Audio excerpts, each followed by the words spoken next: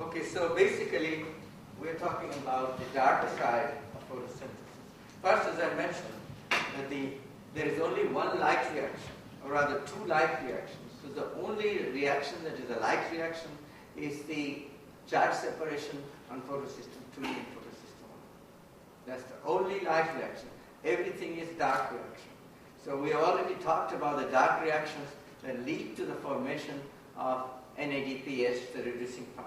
Now today, we shall talk about how ATP is synthesized, because both NADPH, the reducing power, and ATP are needed to run the Calvin-Benson Basham cycle. I had the name Basham. He will not object. He is no more since November, and we wanted to honor him with that name, Calvin-Benson Basham cycle, but he refused. He would say, Govindjee, no, you cannot put my name, because there were many other students and I was only one. I was only the first student, and therefore don't use my name. But I think we respected him while he was alive, and now we respect him by using his name. So I will be calling it Calvin-Benson Basham cycle from now on. The slides, the pictures, you see, I need my pointer again. I hope I find it. Well, I wanted a picture of your institute, and you were there, so you were there. And also yesterday we had good time with the Nobel laureate who gave a lecture. So it was very interesting to see him wearing this same jacket to save himself from drowning, just like we have. So let us see. We focus on a time scale. All my thinking is the time. How much time it takes to do things. Because once we want to understand the time, we know when to do what. So we discussed in the first lecture, somehow going from my Mac to PC, things disappeared. Fortunately, there is nothing. Light absorption causes an excited state of the chlorophyll molecule, and we discussed how important this molecule is. It has a magnesium in the center, and it has single bond, double bond conjugated system. And then you have the reaction center, and then you have the protein complexes we discussed, the oxygen evolving complex, the manganese complex. And then finally, this makes the ATP and an NADPH, and in the chloroplast, you have the CO2 fixation, you need the stroma, and then of course, we have the plant and metabolism, and you have the finally production of the plant. Arabidopsis or tobacco or rice or whatever you have. I made this slide in 1992 to teach my students, and so it's the same slide except for the fact that the excited state has disappeared. So, who are the people who made it possible for us to understand how ATP is synthesized? First of all, it was Peter Mitchell, who gave the theory that you have the membrane and the protons come in from the outside to the inside, and then you have a proton gradient, and you have also a membrane potential, and the two together, then when they go through the ATP synthase, you make ATP. The people who really then found out how ATP is made, and they have the Nobel Prize for it, is Paul Boyer from UCLA and John Walker in England. And some of the people, by the way, this is John Walker in Baku, Azerbaijan, and this is Wolfgang Junge, who is the one who showed that membrane potential can drive ATP. I don't have a picture of Andrei Jagendorf, who showed the delta pH is the one that drives ATP synthesis. Okay. So, in addition to an ADPH, ATP is needed to run the carbon cycle. What is the energetics of ATP formation, including the stoichiometric relationship of proton to electron and proton to ATP ratios? What is the rotary mechanism of ATP synthase? And that's the one that gave Boyer and Walker the Nobel Prize. Okay. So, to remind you again of the basic scheme, you have the photosystem 2, photosystem 1, cytochrome B6F complex, light comes into both systems simultaneously. There's another thing to remember, that it's not that photosystem 2 works first and then photosystem 1. Both photosystems start exactly the same time, within 3 picoseconds. And of course, after 4 such reactions, you have 1 molecule of oxygen, and you have plus 2-phenol formation. Bicarbonate functions here, as I mentioned, and then there's another shuttle, the plastocyanin, and then you have the formation of NADPH. And all the proton gradient then goes to the ATP synthase, and you make ATP, and then you have NADPH, and then you run the carbon cycle. So let us now focus on the enzyme itself. What does it do, and how does it do it? So there are two parts of the enzyme. One is called coupling factor 1, and second is called the coupling factor 0.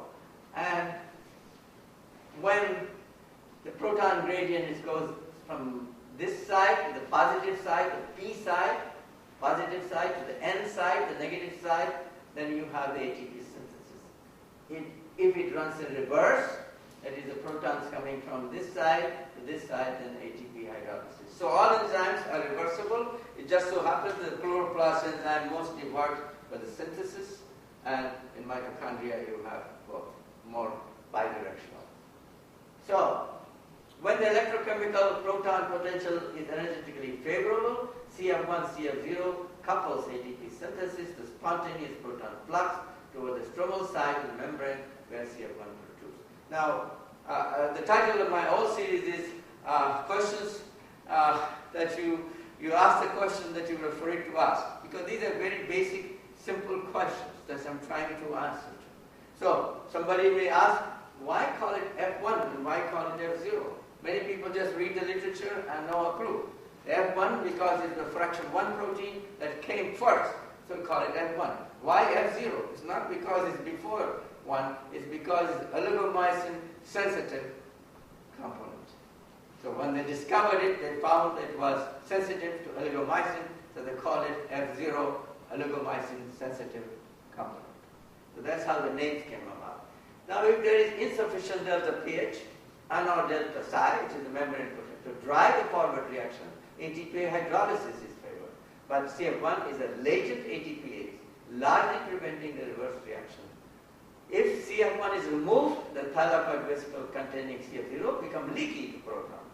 Adding back CF1 in a certain chemical region restores normal low permeability, implying that CF0 functions as a proton channel. So this was simple biochemical experiments that allowed them to understand which one does what. Now, here is an important quantitative information that we need to know, that the delta P, the proton motive force, is a combination of the membrane potential and the delta pH. And this 59 is to convert it in same units. And in chloroplast systems, most energy is coming from proton gradient and not from the membrane potential. But in other systems, most energy may be coming from membrane potential. And in many cases, it will be both. So we need to have this equation. And so the delta G ATP, is a free energy of ATP, will be delta Z0 plus 1.36 log. So these are all derived parameters. The main thing is that the driving force has to be greater than delta G ATP in order for ATP synthesis to take place. And N is the number of protons for ATP.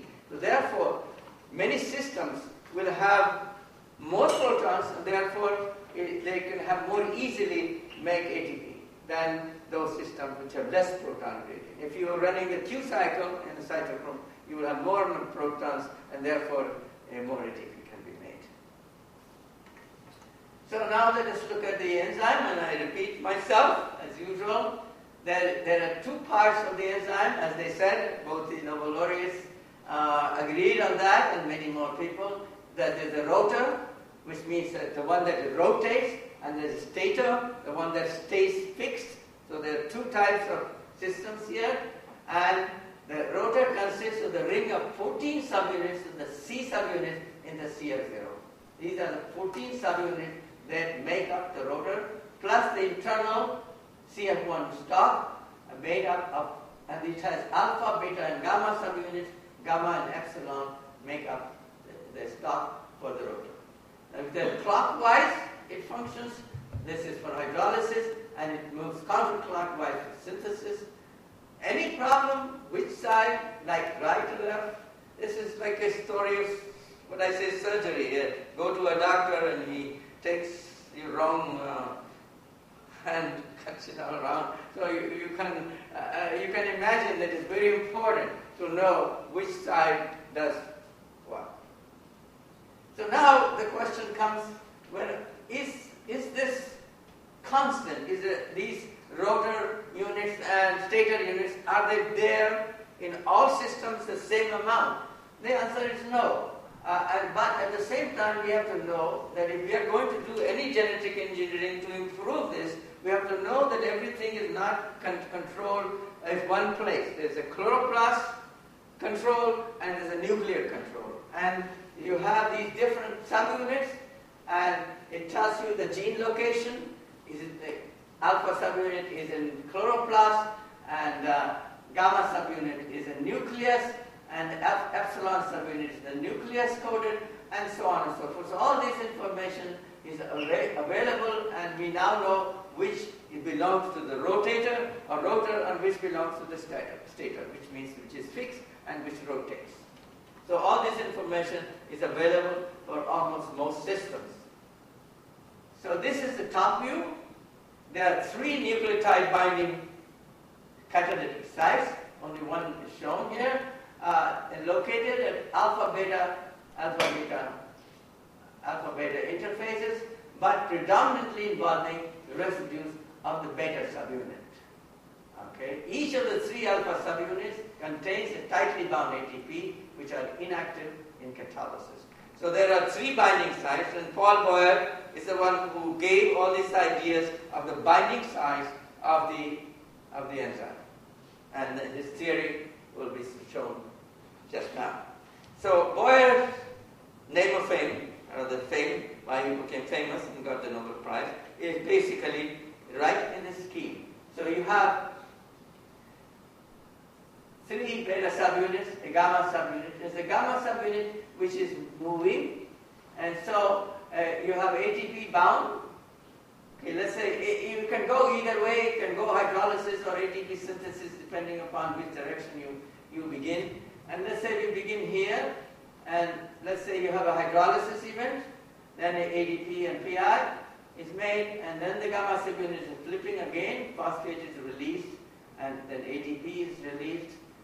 So this is the hydrolysis system, and the opposite will be the synthesis. And so the gamma subunit is the one that is rotating and flipping the material. So let's look at that more detail. This is the side view.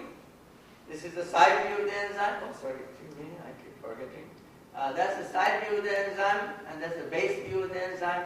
The gamma subunit includes a bent helical loop that is asymmetric, that constitutes a shaft within the ring of alpha and beta subunits, whose rotation is responsible for sequentially changing the conformation of the catalytic site on the beta subunit. That's what I told you a minute ago. It's the gamma subunit that is functioning. Now that finally they wanted to know which amino acid is involved, and so the site-directed mutagenesis experiments were done. So as I said here, what did Walker and Boyle do? Well, Walker solved the crystal structure, and Boyle gave the rotation hypothesis. So that's why the two got the Nobel Prize together, because one will not be enough to give the answer. So how do we know this rotating? So I think, if I remember, Kinoshita in Japan, maybe being the first one, so they put an actin filament, and I had the movies which doesn't work, and I put the actin filament here on the top of the F0. So the studies using varying techniques have shown the ATP-induced rotation to occur in discrete 120-degree steps with intervening pauses.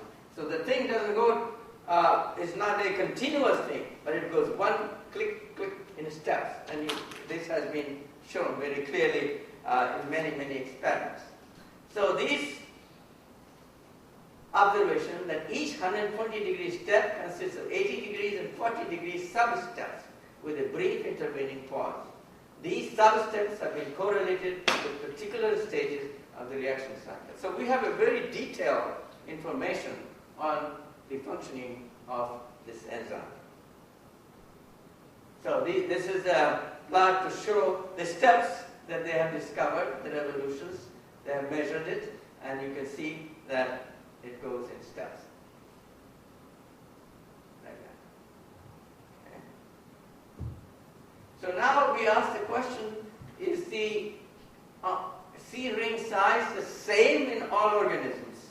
And the answer is no. And this then therefore dictates the protons needed to make ATP. And as we can see here, the vertebrate mitochondria has 8 subunits. Proton to ATP ratio is there in 2.66. E. coli and yeast have 10 subunits, and here the proton to ATP is 3.33. Iliobacter tartaricus has 11 subunits, and you can see the number of protons needed for ATP increases with the number size. Alkalophilic bacillus has 13, and then here you need 4.33, and then plant chloroplast is nuts. It has 14 and 4.66 ATP, up to proton needed for ATP, and finally Spirulina platensis has 15 subunits. So there is a great deal of variation in the system, but they all function. The only thing different is that how many protons you need for ATP is depending upon the number of C subunits that is present. So now this is the mechanism. This is the ring of C subunits, and it's A, C, B, the names of the subunits. So basically, the protons go in and they bind the C subunit, and the rotation begins there. The subunit A of CF0 is proposed to form 2 half channels of proton wires, each a series of protonatable groups or embedded waters that allow passage of protons between the 2 membrane surfaces and the bilayer. So you have basically between them the proton goes in, binds it, and then the rotation begins. So there are a lot of details are available. We need not know all the details, but if we are going to do anything about it, we have to know the details to see what to do about it, in case you want to do something about it. So now they go more deeper into finding out which amino acids are involved. And so I'm not giving you references, but if you need, it is all cited in many of the reviews and papers, and I can give you. Excuse me. Always press the wrong button. So protons may be relayed from one half channel, as I said, there are 2 half channels, to the other half channel only via the carboxyl group of the glutamate 61 of a subunit C, which is located halfway through the membrane. So how do they know? They know that because doing side-directed mutagenesis and changing that. So they change to aspartic, and it's different. A central arginine residue on one of the transmembrane subunit A, alpha, has been identified as a group that accepts a proton from glu61 and passes it to the next exit channel. So basically, a lot of details are now available in knowing how the proton is going and which amino acids are involved. This, I don't know if it will work, but this just to show, you've seen this movie. Somehow, when I put my presentation on your PC, it doesn't work.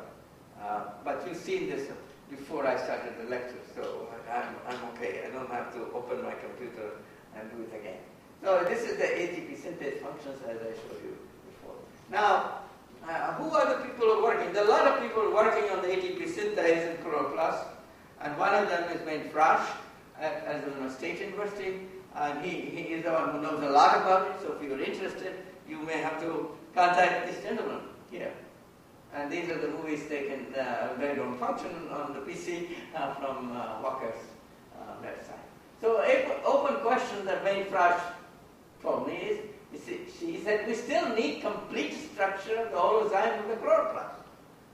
Because it's known for the mitochondria. They had the first from the bovine beef mitochondria.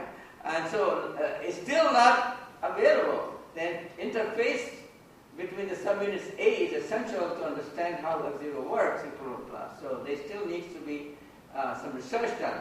The mechanism by which enzyme induces rotation of the rotor is not fully understood for both F0 as well as for F1 in chloroplast. So basically the information I gave you, a lot of it is not from chloroplast, from other ATP synthesis. So this is just to make sure you realize that we are still need to understand the details.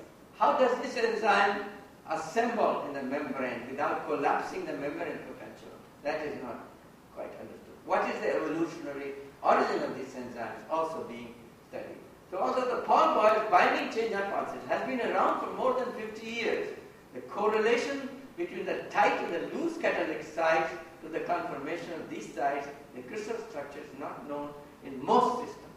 So there is quite a bit of research needed still to understand fully the system. Now I go to the Calvin-Benson Boson cycle, as I will begin to call, at least in my lectures, if not elsewhere. So this is the basic cycle that was discovered by Benson and Calvin, and later Boson joined them. So the basic reactions are simple. A 5-carbon compound combines the CO2 with this important enzyme, which is a key enzyme for us to change to make better photosynthesis. Why? Because it also reacts with oxygen. And so you have a carboxylation reaction. You make three carbon acid, phosphoglyceric acid, ADP, as we just discussed, and then ADPH come, and you have a reduction and phosphorylation. ADP and PI goes out, and ADP, this goes back, and the light reaction end will then do this. And then you have a triose phosphate. You can make starch, sucrose, anything you want, and you have then regeneration of this. And here one more ATP is used. It's an old slide I made in 1994, and it's still valid. But how was it finally proven that yes, indeed this happens? So we have two steps. RUBP, ribulose 1,5-bisphosphate, goes to phosphoglycerate. The key experiment is to cut off carbon dioxide, and then you can see what happens to these two compounds. And that will tell you whether this is correct or not. And then this phosphoglyceric acid goes to triose phosphate. Then you can do another experiment in which you cut off light, because the light is the one that brings these reactions, and then watch it. This is how the whole scheme was proven before the Nobel Prize was given. It was a very key experiment to show that indeed whatever was discovered by the chromatographic means that I mentioned in the earlier lecture had to be proven kinetically. So this was an experiment done by Boson. Boson is the first author in this paper, and he showed you turn the dot. You're measuring the phosphoglyceric acid and the ribulose 1,5,5-bisphosphate, and then you turn the light off, and then you will see immediately the phosphoglyceric acid goes up and the RUBP goes down. Totally agreement with the cycle that I just presented to you. In total agreement of the cycle. Then, so this was 3-carbon cycle, phosphoglycerate. Then, very soon thereafter, although Benson's results showed 4 carbon acids in all experiments they did, but they did not pursue that very much. But Hal Hatch from Australia with others, actually the first paper in this field was by Korchak, Hart, and Burr, and there is a previous paper by Karpilov in the Soviet Union, in which they all, it was published in a journal that nobody actually read or knew about. It was done in maize, and their report was done on sugarcane, and this lay there for a long time until Hatch and Slack came in, and then they fully studied in great details photosynthesis by sugarcane leaves, and then they described a new carboxylation reaction in the pathway of sugar formation. And this is what then became the C4 cycle, and as you will see, why the C4 cycle. So why are we interested in these things? The main reason we are interested in these things is because we want to feed the world. Rice is the most important crop in many parts of the world, especially China, India, South India in particular, and many other countries in Japan. And if we can improve the rice, that is convert C3 to C4 pathway, which is more efficient in many cases, many conditions, we will do great benefit. There will be great benefit to the human race. And that's why today there is tremendous interest. It was lost, the interest was lost, nobody was studying, but now everybody is again studying it. And they discovered, for instance, maize, which is a C4 plant. You have leaves that are C4 leaves, but the leaves that are around the husk is a C3. And therefore, they see it's the same genetic source, and what is the difference? And now research is going on to figure that out, and I'm sure your group here is interested and knows all about it. So here is the C4 pathway, and you have a bicarbonate instead of CO2. CO2 is converted here into bicarbonate, and here is no oxygen problem. No oxygen can compete. That's why the C4 is better, because no oxygen can give any problem. So you have a cycle here again, and there's a 4-carbon acid made, and I made it very simple. And then you have 2 cells in these plants, mesophyll cell and bundle sheath cell. And the bundle sheath cells, you have the C3 cycle, and in the mesophyll cells, you have the C4 cycle. These are 4-carbon acids. So that's known as the Hash-Slack pathway. And it is said, this is just on the side to tell you, that the C4 pathway did not evolve from C3 once. It has evolved many times. And we don't know, there are evolutionists who are working on this problem, and I just threw in this slide to tell you only one thing. It's independently evolved over 60 times in 19 families. Therefore, it should be possible for us to do something to change a C3 plant to C4 plant. That's the reason for me to show you this slide.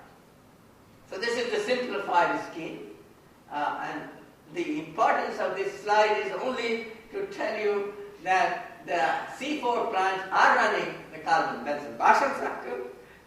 I just made the slide nice, adding Basham's name to it. So it's a C4 cycle. CO2 becomes bicarbonate, and you become carboxylation, C4 acid, and it goes in, and then the CO2 comes here, and decarboxylation goes into the Calvin-Benson Basham cycle, and you have sugar starch. So that's the way it is. So now let us see what is the problem with the C3 plant. The problem with the C3 plant is very simple. This enzyme, ribulose bisphosphate, not only reacts with carbon dioxide, but reacts with oxygen. By the way, this phenomena that oxygen inhibits photosynthesis was discovered also by Otto Warburg, the man whose name I mentioned. And it was in Urbana, Illinois, that a very famous agricultural scientist, William Ogren, discovered all the properties of this enzyme, and he added the O to the Rubisco, means carboxylase oxygenase. And of course now the point is, could we change that Rubisco so that it does not have the O? And tremendous amount of genetic engineering work has gone in for years together, including work by Chris Somerville, who is director of the Carnegie Institute of Washington, Stanford, now at Berkeley at the moment. But there has been no success in that yet, but still work is going on. So photorespiration is the culprit. Photorespiration is the culprit which means takes the carbon and puts it in phosphoglycolate. But the next question is being asked: is photorespiration necessary? It is important. And now the conclusion by most people is yes, photorespiration is necessary. So how can we deal with it? Well, we can deal with it not by necessarily changing the enzyme, but by having things that will concentrate the carbon dioxide near the enzyme so it can compete better. And that is the idea of Steve Long, which I will present in the last lecture, of how they're trying to do that in C3 parts. Okay, so let me move on. So, this is the problem with the enzyme. His enzyme is very slow, it's very sloppy, and it's confused. It's confused because this is a simple way of teaching students. An enzyme doesn't have a mind, so it cannot be confused. It's just that it reacts with both oxygen and carbon dioxide. Therefore, we need to do something. So the doctor is there as hoping to solve the problem. So how do we diminish photorespiration is a big issue today. Modified Rubisco, it has been tried and has not succeeded yet. And the people say the reason it has not succeeded because it's the same active site where CO2 and oxygen bind. So we change one, you change the other. So the only thing left to do that is to see if you can change the channel or the size where the oxygen comes in or CO2 comes in. And if you do that, maybe there is some hope. But it is still being tried. So modify the concentration. Now this is the point. Modify the concentration of CO2 and oxygen around the enzyme. This is why Steve Longs in Urbana, Illinois, they are trying to make, they're trying to take a cyanobacterial enzyme or genetically and trying to put it in a tobacco plant first, because tobacco you can do changes easily, and hopefully they claim with their theoretical computational work that it will increase the yield by 20%. So that is the thing that's being tried. Figure out a way to incorporate more direct phosphoglycan metabolism. That's another, nobody has tried that. So we need to know more about the enzyme and reaction to do something meaningful in that direction. So this is the point that this enzyme, everything goes through Rubisco. A lot of reactions go through Rubisco. And this is just a slide for fun to tell you that point. So what's the enzyme? This is the enzyme. There are several subunits. In higher plants, you have large subunits, 8 of them, small subunits, 8 of them, and in other systems, you have only 2 large subunits and nose to tail. And so therefore, we need to look at the enzyme, crystal structure of the enzyme, and see what can be done. So let's look at more closely. So the CO2 is CO2. This is a magnesium. Direct binding, aspartic acid residues are involved, lysine residues are involved, and tremendous effort is being made to see if you can modify the site so that it will take CO2 better than oxygen. But no success has come about yet. So now people are looking at, this is a paper of Whitney et al. In plant physiology, 2011. They are seeing about how conserved this enzyme is. The conserved structure features are there, and they say that there's a loop 6, the active site between interlocked large subunits. They have to look at it more carefully. The computational people have to look at it more carefully, and there's a transition state, and they have to look at it this area. I'm not an expert. I'm a layman, and so I don't know what will work and what will not work, but to present to you the problems that are ahead of you. So now let us see, what are the differences between the C3 and C4 plant in nature. So let us look at, I don't know why it's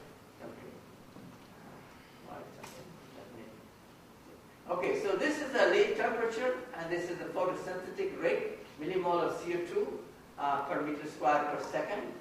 So this is the C4 plant, and this is the C3 plant. I just taken at random some data from some literature, I forgot where I got this. And it is clear the C4 plant is high photosynthesis at high temperatures. At certain temperatures is about the same. So it is much improved in the tropical conditions, I suppose, than here. But here at low temperature, the C3 plant is better. However, miscanthus has been shown to be extremely good at low temperatures. So basically, which is amazing. So this curve is just for a general C4 and C3 plants, and it doesn't mean all C3 and C4 plants will behave this way.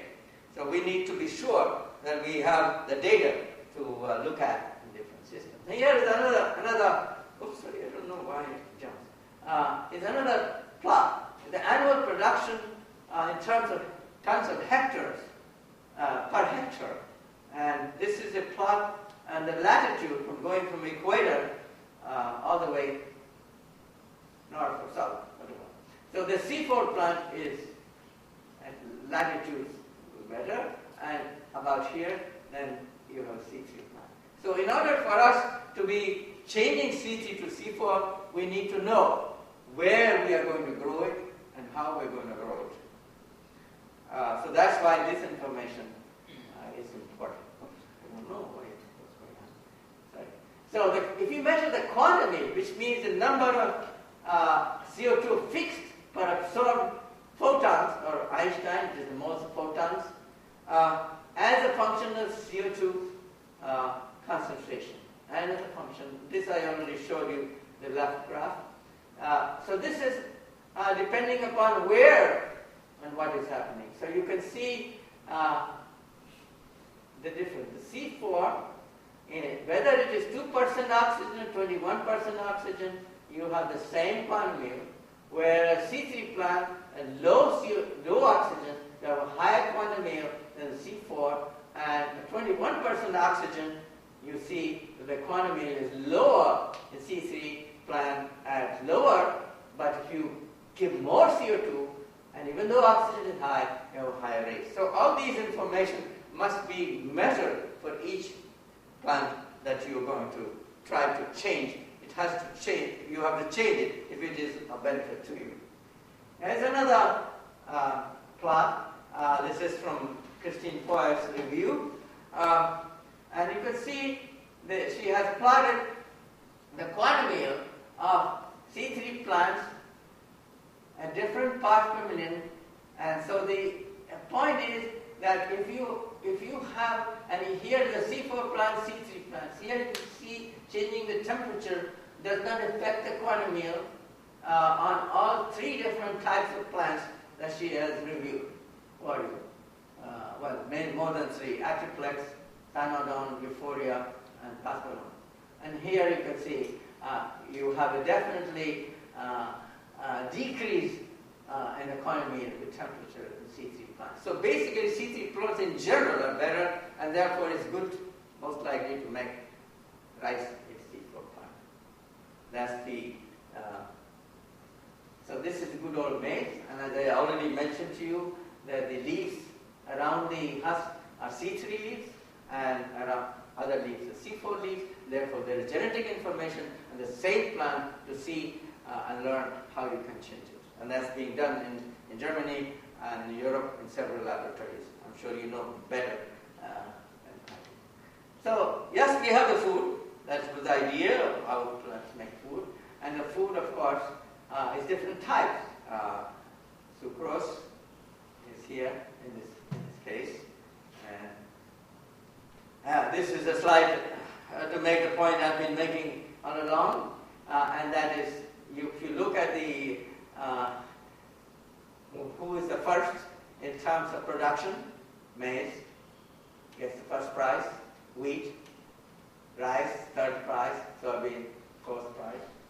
And so that's why the attempts have been made to move rice from the third position to the first position.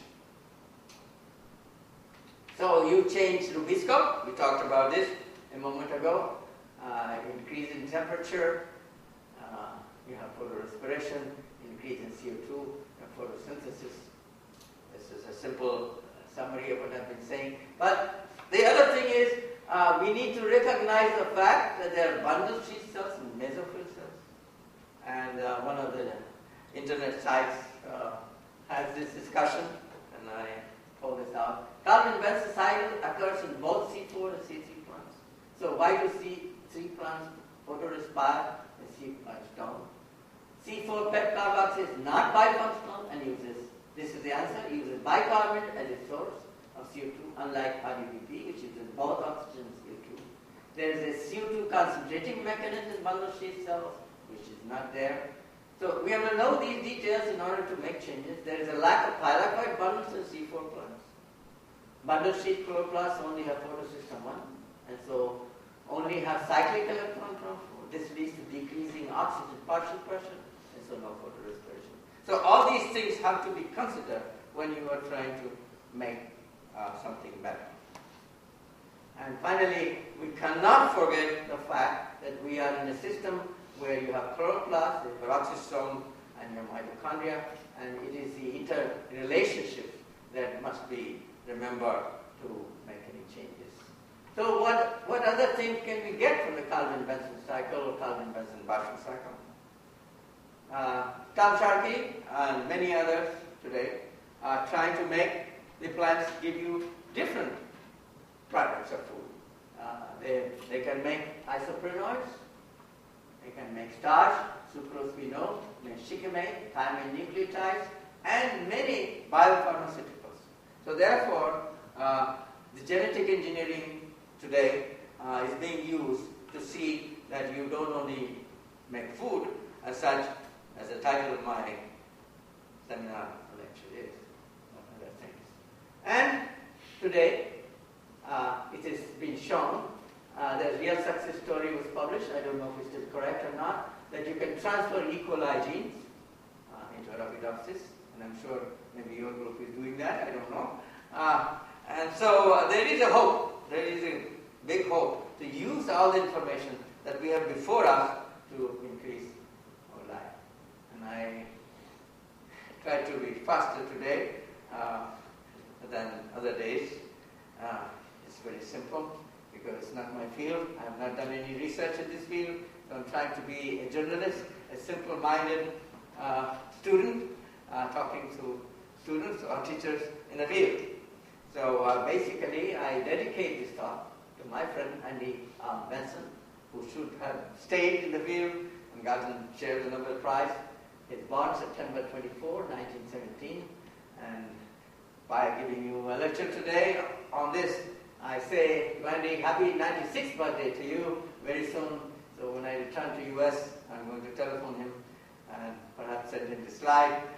This slide shows several historical things about him. This is when he was a student, graduate student. He went to Berkeley as an undergraduate student, Then I visited him. I spent a month with him talking about the whole discovery. This is the lollipop, as they say, where it's used. These are glasses that you used. These are a drawer full of the old chemicals. 50, 60 years ago, he is still keeping it in his drawer. He said, don't tell anybody because they will come after me and take it away. But I want to save it as a sentimental value to my life. That yes, I did these experiments with these bottles. So this is a sentimental thing for me also because he has become a very good friend, an older friend, a mentor to me. This is the door through which Calvin-Benson Barsham entered into the lab where the discoveries were made. I went to see him, as I told you, so he's showing me the tube that he used. He is showing me the first chromatogram that he had made. He still had in his office. And here he's showing me the gauge that he used. And in Brisbane, it's Brisbane, in Australia, we had an international conference, and he was invited to give the history of the dark reactions of photosynthesis and I was invited to give the history of the light reactions of photosynthesis. And as you can see, we have a different age. Of course, I'm wearing a tie. And so he's sitting there, and I'm chatting with him and asking him, Andy, are you going to tell stories in your lecture? He said, no, Govindjee, I don't want to tell stories. I don't want to tell stories. You are better at telling my stories than I am. So I won't tell any stories. So anyway, thank you, Andy, for sharing your life with me. And thank you for inviting me here to give this lecture in dedication to my dear friend, Andy Benson,